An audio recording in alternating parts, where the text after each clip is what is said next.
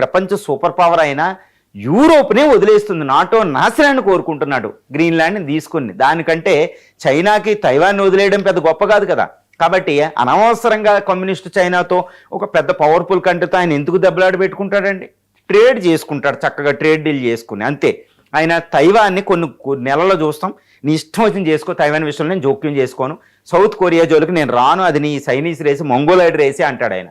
Japan విషయంలో నేను రాను అంటాడు.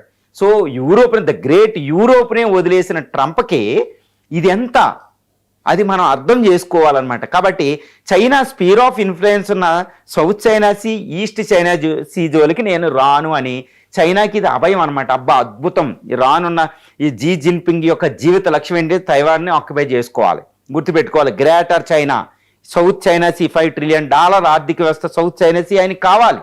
అదంతా ట్రంప్ చైనాకు వదిలేశాడు. చైనా ఇంకా అమెరికాతో యుద్ధం చేయవలసిన అవసరం లేదు, తను అనుకున్న కోరుకుని తన స్పియర్ ఆఫ్ ఇన్ఫ్లుయెన్స్, తన సెక్యూరిటీ ఆస్పెక్ట్ని అది ఫామ్ చేసుకుంటుంది. మరి ఇది తాత్కాలికమా నిజమంటే మళ్ళా చూద్దాం.